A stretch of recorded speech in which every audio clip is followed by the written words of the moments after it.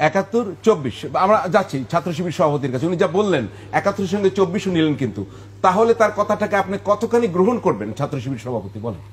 আচ্ছা, প্রথমত ভাইয়ের প্রতি সম্মান রেখেই বলছি, ওনাদের বিবৃতির পর আমরা প্রথমত খুবই আশাবাদী হয়েছি যে বাংলাদেশে মানে গণতান্ত্রিক একটা ধারা, মত প্রকাশের একটা ধারা যে এত চমৎকারভাবে হতে পারে, তো আমরা অবাকও হয়েছি এবং খুব আশান্বিত হয়েছি, দুটি হয়েছি।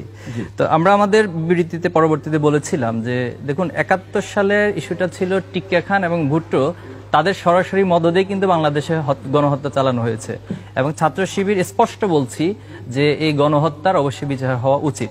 এখন এখানে প্রশ্ন হলো যে 195 জন চিহ্নিত যুদ্ধ অপরাধী ছিল, তাদেরকে কে ছেড়ে দিলেন? শেখ মুজিব। তাহলে যদি 195 জন যুদ্ধ অপরাধীকে ছেড়ে দেওয়ার জন্য যদি দায়ী করতে হয়, তাহলে আমি এখানে শেখ মুজিবকে দায়ী করব এবং শেখ মুজিবের মরণোত্তর বিচার হওয়া উচিত। সেকেন্ড পয়েন্টে আসুন, যদি 71 ইস্যুতে ছাত্র শিবির 77 সালে প্রতিষ্ঠা হওয়ার পরও সে দায় ছাত্র শিবিরের উপরে দায় দিয়ে দেন বা দায় চাপিয়ে দেন, সে প্রসঙ্গে আসি, তাহলে জিয়াউর রহমান, আমি প্রথমে ওনার প্রতি শ্রদ্ধা জ্ঞাপন করছি এবং আমার দৃষ্টিকোণ থেকে এখন পর্যন্ত বাংলাদেশে যারা রাষ্ট্রনায়ক ছিল আমি ওনাকে শ্রদ্ধা করি এবং দূরদর্শিতা, দেশপ্রেম, আধিপত্যবাদের বিরুদ্ধে অবস্থান ওনার চমৎকার ছিল।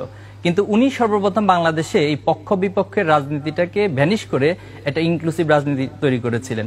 এরপরে দেখেন তিনি শাহ আজিজুর রহমান, তিনি চিহ্নিত স্বাধীনতা বিরোধী ছিলেন, ওনাকে বাংলাদেশের তিনি প্রধানমন্ত্রী করেছেন। আব্দুর রহমান বিশ্বাসকে তিনি রাষ্ট্রপতি করেছেন। মশিউর রহমান জাদু মিয়া ওনাকে করেছেন। এরপরে যিনি বর্তমান মির্জা ফখরুল ইসলাম আলমগীর, বিএনপির মহাসচিব, ওনার বাবার বিষয়টা জানেন।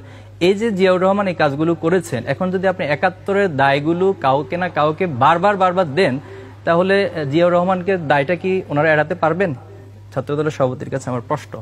এরপরে আসুন যে টিক্কা খান এবং ভুট্টোর যে বিষয়টা, তাদের গণহত্যার দায়টাকে আরেকজনের উপরে চাপিয়ে দেওয়ার যে মানসিকতা, এটা আমি মনে করি তারা টিক্কা খান এবং ভুট্টো দালাল হিসেবে বাংলাদেশে প্রতিষ্ঠিত, এবং যারাই এই গণহত্যার দায়কে পাকিস্তানকে অ্যাভয়েড করে সেটা জামাত বা ইসলামিক দলগুলোর উপর চাপিয়ে দেওয়ার চেষ্টা করে, আমি মনে করি তারা স্পষ্ট বাংলাদেশের টিক্কা খান এবং ভুট্টো দালাল হিসেবেই তারা চিহ্নিত হবে।